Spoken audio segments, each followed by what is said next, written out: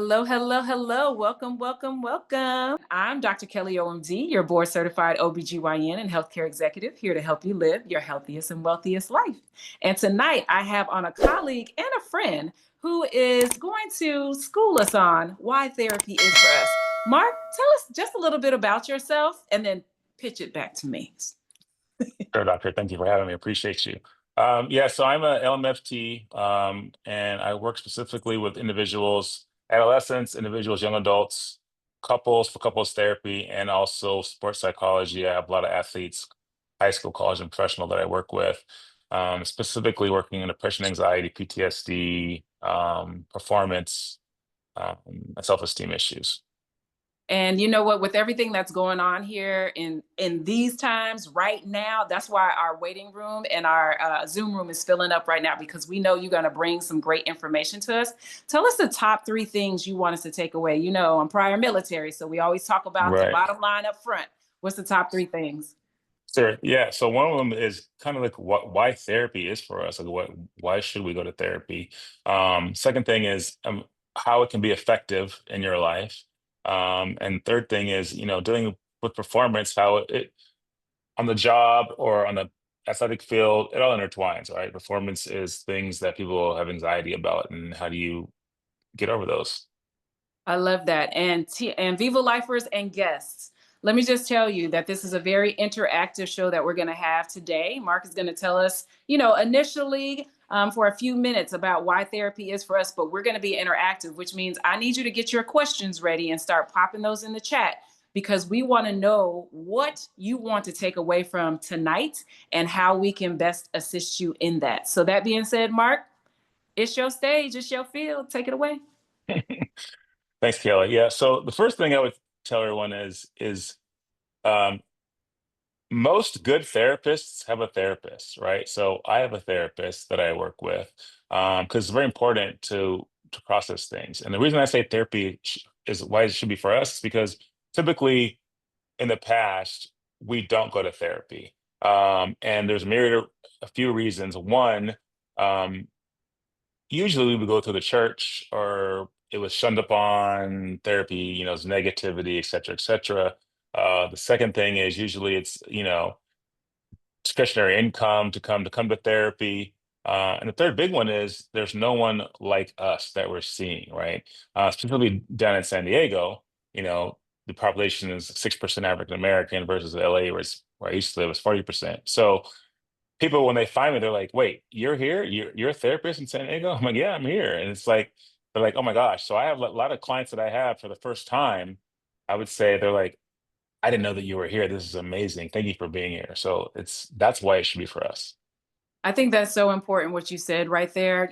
We talk about access, so that's a huge thing. We talk about cultural competency as well as cultural alignment. Let's put it, say it like that as well.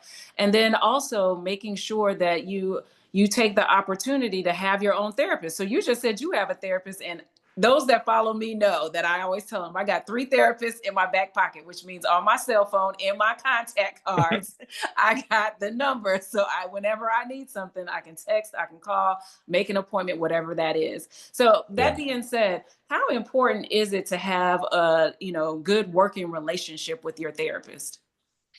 that's very important. First, I mean, you have to like the person that you're working with, right? Because if you don't like them, you're not going to be open up and share. And for us therapists, we can't do our jobs if you don't open up.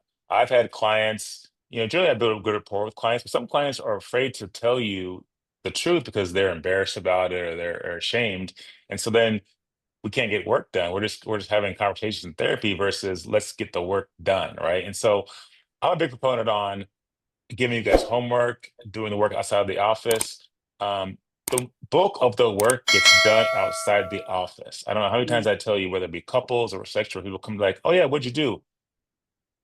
The techniques that I gave you, did you use them?" "Oh, not yet." And I'm like, "Well, you're coming to me. Let's do the work because yes, I want to see you, but not really, right? I want you guys to figure this out for yourselves. So you don't need me. Use me as maintenance. Use me as someone to come in. But again, every client's different. I see some clients every week. I see some clients once a month. I see some clients bi-weekly. So I see couples where they come in for 12 weeks and work through some things, and then leave and come back 6 months later for a check-in. That's the beauty of it, right? And as a therapist, the ideal client, you guys understand that people think it's just for negative stuff. No, we want to hear the positive things that you're doing, like the work you're getting through. Come talk to us about how you did this, this, and this, and that's amazing. Because obviously we get everything that's negative, but we love positive stuff too. That's a good point that you brought up, that they want to hear your wins. And Viva Lifers, we talk about what are your wins as well, because, even us hearing like nothing is going well ever, like are we actually making progress in this situation, or can we see where the good things are happening as well as, okay, so there's some negative things that we need to work through. You mentioned something at the beginning. You talked about a lot of times we don't go to therapy because we talked about access, as we talked about Hmm. cultural alignment and competency, but we also talked about our spirituality, going to church or wherever we practice our faith and Yeah. relying on that mainly for that. I know you and I both go to church, but Yeah. we also have therapists. So can you tell us Yes. why, getting outside of the church home or your religious, where you practice your religion, is important as well? And it's important because most people in the church aren't licensed professionals, right? So Mm. that's number one thing. So we're licensed. We go to school for this. Is what we study, and it's great to have both. And for me, I, the therapy office is not the pulpit, right? And so I'm not in the therapy office bringing souls to Christ. Now, if you want to come in and talk about it, I have a Christian background. I'm a Christian. I have clients that want to pray sometimes in session, and I will do that. We go where we want to go, but it's like it's good to have it separated because yes, we can talk about the Lord and talk about some of these things because again, those who are Christian, it's the same thing with like with anxiety and depression. People worry, right? And so the the Christian part of it is God doesn't want us to worry, but and the psychology part of it is it's like, why are we worrying? 85% of stuff that we worry about never happens. So it's like, why are we worrying? Right. So they can kind of mirror, but I only bring it in if you want to bring it in. So that's a good question, Kevin. Yeah, I think that's one of those things where it's like there's multiple avenues, but I love where you say the licensed professional. Yes, there can be licensed professionals in church. I just told you we both go to church and we are licensed and board certified professionals. However, he's not giving you the sermon, right? You can talk about it probably in session, but we want to make sure that we're using the resources and tools as a licensed professional that we know that we can bring into the room that are not going to be just given to you in your place of worship or however your spirituality base is. Yeah. Now the thing you brought up was anxiety. Let's talk about anxiety and worry, because my favorite verse says, be ye Mhm. anxious for nothing. But I can tell you, like we were talking Right. about before this, one of the things I don't like to do is be late, right? And Yes. that brings up anxiety for me. So I have to go back through my mindset and be like, okay, everything's going to work out. Be anxious for nothing. However, just, how would you help us through some anxiety, not just being late, anything? I mean, what's going on in the world today, the nation today? How would you Mm. help us through something like that, or address that with us? Well, everyone has anxiety, right? We all have it. I have it myself. Like Kelly said, being late. One of my biggest things is I hate being late or road rage, or I used to have these things, but you just used to manage them, right? And so you have to figure out your level of anxiety. Now, others have it more severe than other people. Some people need medication to get through that, and that's not a problem. But also, their medication and talk therapy is helpful. Different tools, like I mean, you have to get if you don't have a therapist, meditation, deep breathing, these things are helpful. There's a quick, I really can't get into it now, but there's a quick little meditation thing that you guys can do about, it's called like the five senses, right? And so how we see, hear, smell, touch, etc. Just sit in your house for 5 minutes, wherever you are, car or something, before you do something, close your eyes and go like, and you can do it in any order. What are five things that I hear and kind of process, like, what am I hearing, right? What are four things that I smell? What is that? Oh, three things that I touch. Two things that I tasted. Oh, I had that toothpaste this morning. Whatever it is, and because you're sitting there and it's going to help calm you down. One thing they see, I mean, just try it. So that's a little quick tidbit. I love that. We talk about being grateful, right? So one of the things I do when I wake up every morning is saying, you know what, I am grateful that first of all, I woke up, that my eyes I can see, that I can Mm, taste, that I can smell, that I can get out of the bed and not feel pain or whatever the case may be. So I think, as you saying those 5, 4, 3, 2, 1 things associated with your senses, and then turning that into gratitude statements is what we do in Viva Life, makes a huge difference. And it gives you the opportunity to really refocus your energy, utilizing your breath and utilizing that resource or that tool so that you mhm. can decrease your anxiety that you're feeling as well. I keep looking because I'm looking at people, they're putting stuff in the chat. So I see that amen to that. Clergy needs mental health ministry, breathing exercises. So I'll be honest with you, before we start any of these with each of our clients or each of our presenters, we do deep breathing exercises. So we take 3 deep breaths before we get started. Deep breath in and deep breath out. We do that for 60 seconds because so many of us come into a space and we've been all over doing everything and we're not Mhm. fully present. And it brings us into that presence.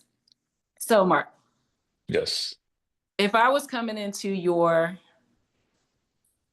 therapy room, Hmm. you're like looking like, what's she gonna say? If I was coming into your therapy room, just walk me through like a typical experience because I think a lot of people may be afraid because they don't know or concerned, like Mm. what's going to happen in this therapy room when we have this conversation.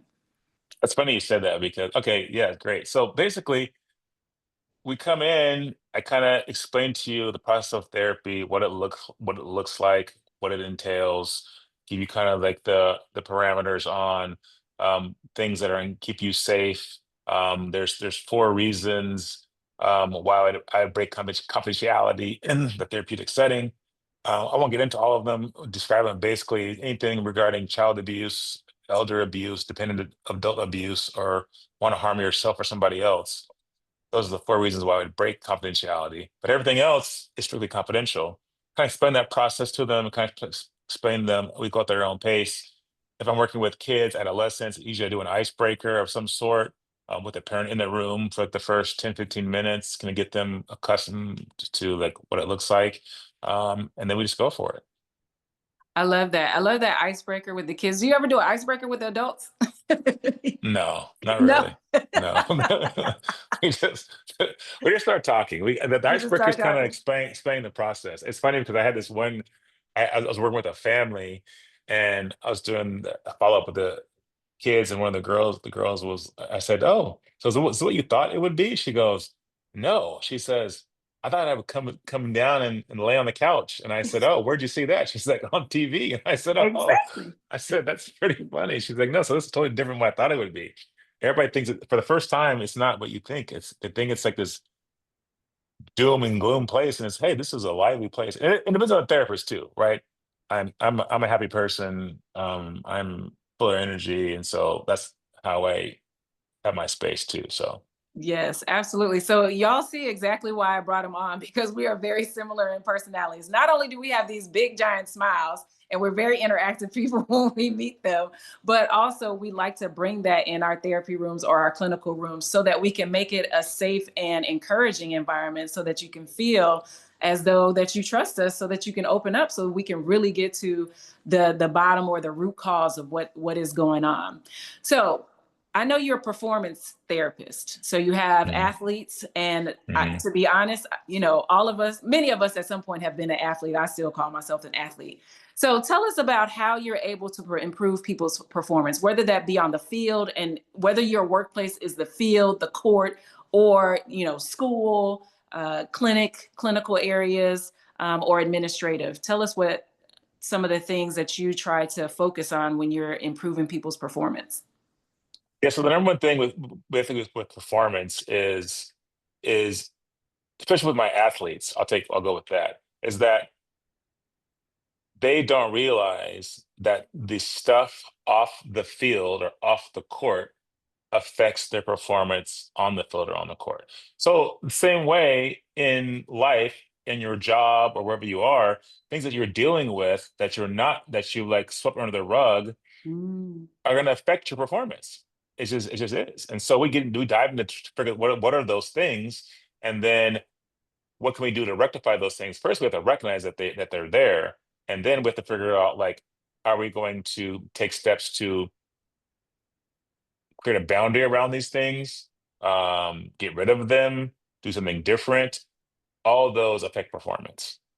I love that. I mean, acknowledging acknowledging the truth. I was just having a conversation, and with everything that's going on, people are like, I'm tired, I'm frustrated, I'm angry. Hmm. They're in these supervisory positions, so they have to explain to their staff members what's going on. They're like, I don't know. So having that, just full transparency, acknowledgement, and being able to say, you know what, I don't know. I am tired. Right. And a lot of times we try, and I have this problem as well. I'm a surgeon, so I always want to solve the problem immediately, right? Hmm. Like hand Yeah. me a scalpel cut. Um, but a lot of times we need to be able to acknowledge these things and be able to talk through them. So, how do you get people comfortable with talking through what the real issues are? That's my personality pretty much, right? And so just making you, again, coming in, making you feel safe, building that rapport, right? Because once you trust me and feel safe with me, you're gonna open up. You just are, right? And so um I I have that ability, a God-given gift. I thank him for it. It's funny, I had a client the other day, kid, and the dad came in the room, and then I followed up. I said, "Hey, so how was the session? How was the child?" The kid was like 9, very difficult. And he goes, "You must have you have a great gift because he wanted to come back, he wanted to see you again, and this has never happened." And I was like, "Oh, I build a good rapport." So if you have a good rapport with your clients, um, they're gonna open up. And if they open Mhm. up, again, back to us doing the work, if you talk to us, you're gonna be fine. Now, I'm not saying for everybody, because everybody has, you'll find someone. If you come to see me or come see another therapist, you don't like them, it's okay. It's not a problem. We don't want, find someone who you vibe with. That is so important. So if it's not me, I'll give a referral to somebody else. Like, we want you to get help. So it's not just don't see one therapist. You'll see a few therapists before you like the one that you like. The therapist that I have now, I went to like 3 different therapists, so I found the one that I like, and we vibe. So it's perfect, right? So just keep doing the work. Like, don't just be discouraged after one therapist. It's like, like, find one that you really vibe with, Yes. that you can be honest and open with, and share and be truthful with. That's the thing. Mm. Yeah, I think that is the biggest thing, because if you can't get the truth of the matter out, then you'll never resolve the issues that you're having. And one of the things that we say in Viva Life, a lot of chronic disease, acute disease is based in mental and emotional health and well being. And if we Hmm. can't get to that piece of it, then I'm not going to be able to, yeah, I can cut your fibroids out, I can take your uterus out, but I'm not getting to the reason why you're really having fibroid growth or irregular cycles or whatever the case may be. So I think that's really important. So y'all start dropping these questions in the chat. Y'all, please do, because I have asked all the questions and now it's time for you to start. So I have one. Any suggestions on convincing a loved one to seek therapy? Any resources on where to find African American male therapists? Well, I want to start right here. There's a few of us. We are anomalies, but there's a few of us. Um, it's hard, yeah. Convince someone to go to therapy is tough because they have to do it. They have to want to do it. Um, when I talk to all my parents that have kids, I'm like, hey, does the child want to come to therapy? Right? Because that's so important. Um, and I mean, you just talk to them. You can have them meet a few therapists. Just have them, like, I'll do consultations. So if someone is thinking about coming to therapy, we can get on the phone and talk, right? Before we even come into the therapy room at all. So we'll get that, build that comfortability. So if you can talk to the therapist, not all therapists will do that.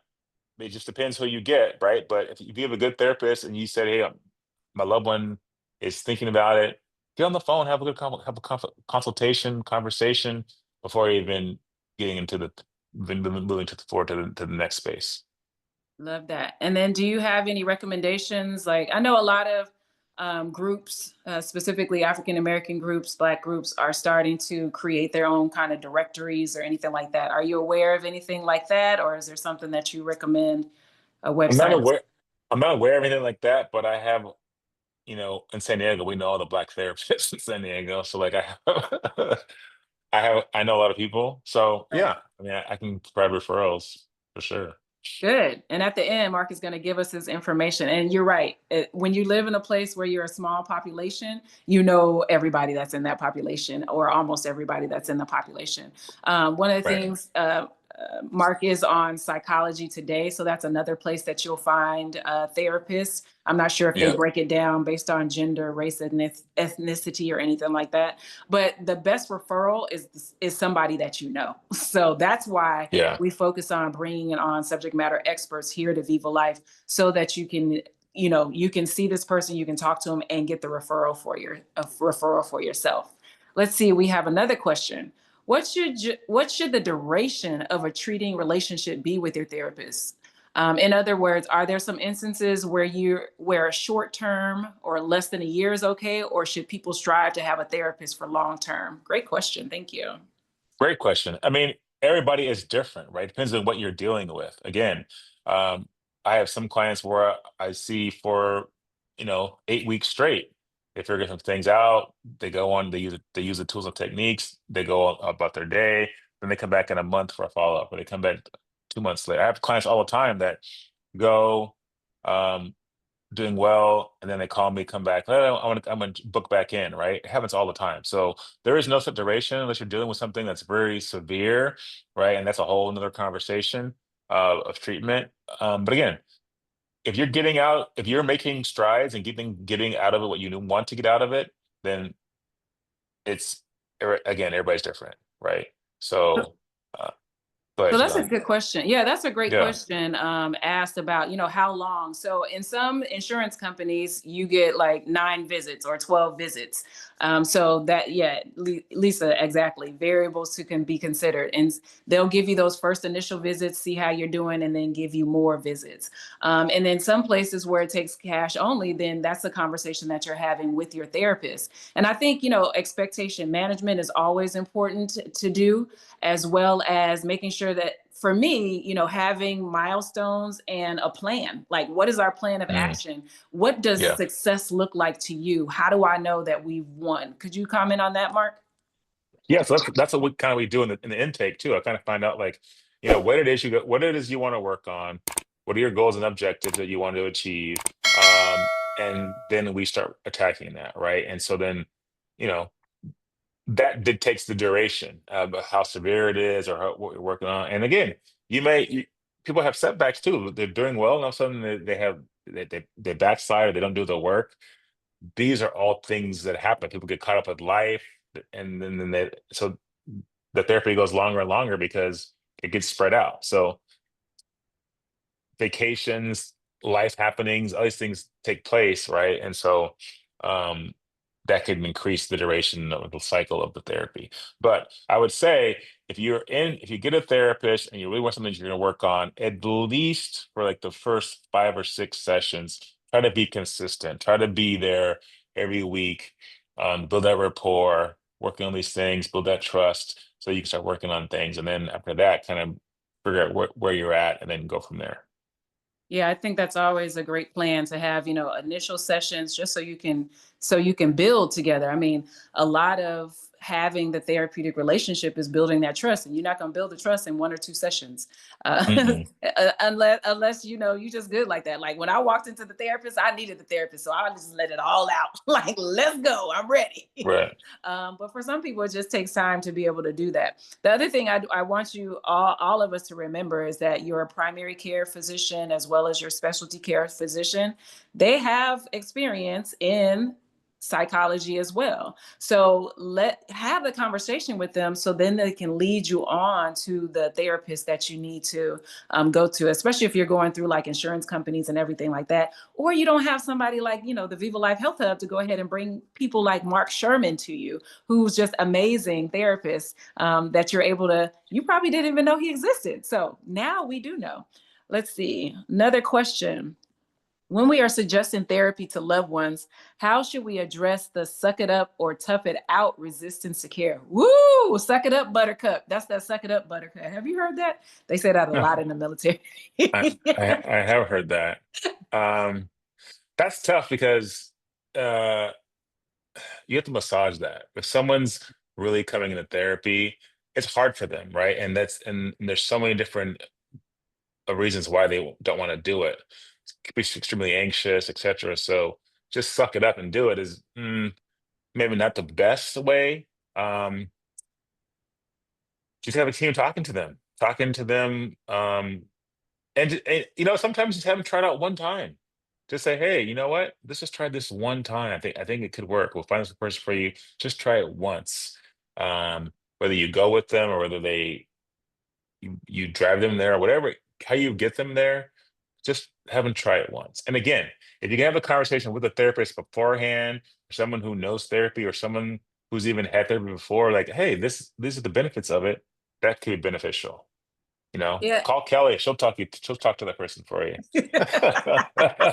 Right. We start them off in Viva Life, and then I'm like, and this is the therapist that I want you to start going through. That's why I keep having Right. them on here, so I can be like, and this is a great one, and this is a great one. Absolutely, absolutely. Let's see. I feel like you have to want it in order to work for it. Yeah, I think so Yeah. too. Yeah. Have you ever had people, when you said bring somebody or take them to it, just like we take people to the altar, have you had people to, hand in hand come into your office and say, I know that this is something that is needed or recommended. I'd like to bring them in and hopefully get them comfortable with you, and then I can exit out. With kids for sure, Hmm. definitely. Hmm. But happens all the time with couples. When I do couples therapy, there's always, and I'm not generalizing, but most of the time it's the women that want to bring the men to therapy and the men don't want to go to therapy. So they come in reluctantly, right? And that's always tough. And it's hard to get them there. And so sometimes they stay, sometimes they don't. It just depends. It depends on how the therapy is going. But that happens all the time, especially with couples. I'm sure. So let's talk about that. Let's talk about Black men in therapy. Do you? Mm. Hmm. Ooh, look at that. You're like, ooh, that's a subject. Let's see, we got 2 minutes left. Oh, wait, we might have to do a second one for this. That's what we're going to have to do. But what I'm going to say is, I always say that, my husband going out to the golf course is his therapy. So I try not to interfere with Sunday therapy. What are your Hmm. thoughts about kind of like team sports and men as they mature, being on, in groups or team sports, and getting some starting that therapy? Let's say starting that. Wait, so I'm not sure of the question. So the Come again? question is self-care therapy, and for my Oh, husband, I self-care got is you. is golf. Yeah, yeah. No, So yeah. No, I mean self-care is definitely therapy. I mean it's therapeutic, right, I would say, therapeutic. right? It's not therapy. Hmm. Um, but it's definitely therapeutic. And myself, I mean, I play a ton of sports. I'm out with the fellas. I do, that's important too to be out, have time away. Um, but I also have therapy, right? Hmm. But I also talk to my wife. I also talk to my friends. I also, you know, et cetera, et cetera. So yeah, I mean, those are great places to start. If you can do something, self-care is number one. If you have great self-care, I mean, if you're having amazing self-care and you're taking care of yourself, not that you don't need therapy, but it's gonna is you're doing good, right? Hmm. Um, so yeah, but most people that come to my office don't have self-care. They don't have the Hmm. self-care. They're afraid to do it. They're not doing it. And self-care comes in many forms, right? And they're not doing any of the forms, right? So it's important. Um, yeah, No, I like that. You're right. Self care is therapeutic. It's not necessarily therapy, unless you think your yeah. therapist, having appointments with your therapist, is self-care, which I'd actually do. That Oh, that yeah. that is definitely one way to think about it. Let's see. Last question. Well, good comment. Sometimes recommending a support group meeting first may help people to do to not feel so alone. And then the second question is caregiver therapy. Many of us have homes, generational homes, multi-generational homes. And when our loved ones pass on, do you recommend caregivers some form of therapy to adjust to life without the loved one? Great question. Yeah, I mean, the answer is yes to that for sure. There's also, I mean, there's group therapy as well too, right? People dealing with the same type of things. Find those group therapeutic places that they do group therapy. But dealing with loved one and grief therapy is huge. I mean, so there's a lot of group, there's a lot of therapists that specialize in grief as well, right? So most all these therapists that we have in a ton of different specialties, and some specialize in grief or trauma, different things, right? And so you just gotta find that one that works for you and utilize them. Thank you so much. Thank you so much. Thank you so much. Yes, AR. Hey, he had great responses. And this is just a real person that I wanted to introduce you all to. I had a chance to meet him over the last year, and really talk to him. And when he asked me, why do you have three therapists? Now I understand why. Because he was seeing whether or not I was interviewing or I actually needed them all. But like you said, there's different therapists that specialize in different things. So what we're trying to do for you is normalize therapy and help you understand that it is for us. So Marc, share your Yes, information with us, or Cheryl, if you can share Marc's information with us, whomever, drop it in the chat. Oh yes, see, Cheryl, right on it. Thank you so much, Cheryl. she's on So it. Thanks, Cheryl. yeah, and then just say it out loud for us, Marc, just because people do listen, podcasting on the way to and from different things. Oh, so my number is 619-535-9370. And then my email is momentumicftherapy@gmail.com. So momentum Indian Charlie Bat therapy@gmail.com. It's all good. It's all good. Thank you all for being on here. We really appreciate it. We hope you got something out of it. Please let us know your comments when this pops up on YouTube. We'll let you know when it comes on as well. I'm Dr. Kelly, OMD, your board certified OBGYN and healthcare executive, here to help you live your healthiest and wealthiest life. And if you want to get started somewhere with your spiritual, physical, financial, mental, and emotional health and well-being so that you can really start meeting the mark, please join us. We have three different levels in our groups, and we are happy to have you here. Mondays are our webinars. 5 days a week, we have podcasts. It's called Viva Life SPF Me, and there's always a Viva Life experience for you to have. And I don't want to forget our affirmation room, which is really like our therapy room that lets us know whether or not we've been doing our homework all month. So have a wonderful day, and don't forget to do what? Viva Life. All right, all right. Thank you for being a part of the Viva Life experience. I'm Dr. Kelly MD, board certified OBGYN and healthcare executive.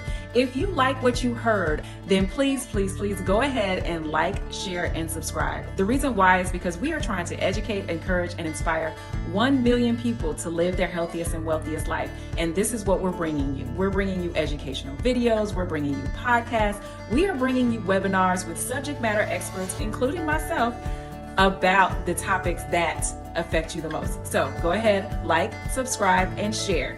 We are everywhere. Have a wonderful day. Viva Life.